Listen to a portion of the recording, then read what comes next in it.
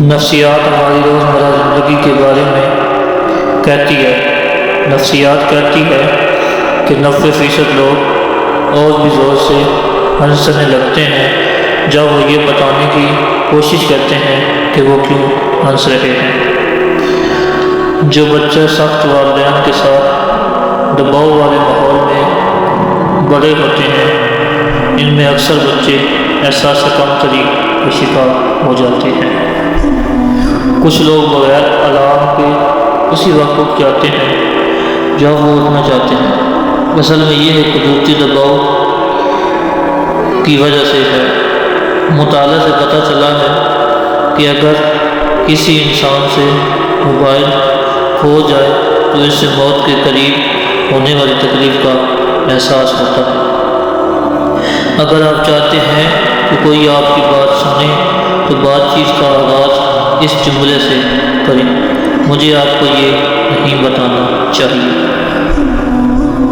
آج جو چیز آپ پر دباؤ ڈال رہی ہے اس کا 90% 1 سال میں غیر متعلقہ ہو جائے گا۔ چھوٹی چھوٹی باتوں پر نیند نہ چھوڑیں۔ ہوشیار لوگوں کے دوست عام آدمی کے مقابلے میں کم ہوتے ہیں۔ اکثر خاندان میں سب سے بڑا بہن یا بھائی سب سے زیادہ محنت کش، خواہش مند اور کامیاب ہوتے ہیں۔ مطالعے کے دوران چاکلیٹ کھانے سے آپ کو معلومات یاد رکھنے میں مدد مل سکتی ہے۔ مرد ایک گروپ میں زیادہ گھومتے ہیں جبکہ خواتین عام طور پر ایک اچھے دوست کے ساتھ باہر جانے کو ترجیح دیتی ہیں۔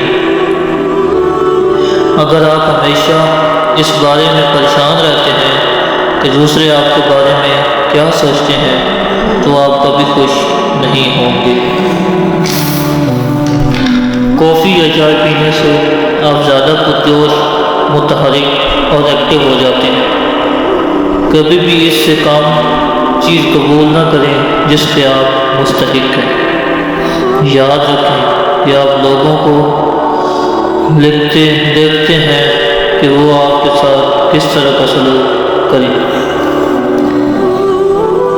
تحقیقات سے پتہ چلا ہے کہ مائیں اپنے سب سے زیادہ خوبصورت بچوں پر زیادہ توجہ دیتی ہیں۔ صرف ایک احساس ہے جو کہ مکمل طور پر آرام نہیں کرتا۔ ہم سو رہے ہوتے ہیں۔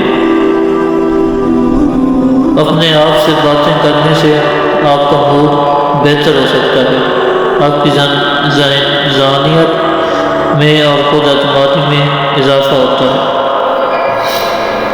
اکثر بھول جانا دراصل ذہنیت کی علامت ہے، اور افسوس کی بات ہے کہ آپ ان لوگوں کے لیے زیادہ خوبصورت ہیں جو آپ کی قدر نہیں کرتے۔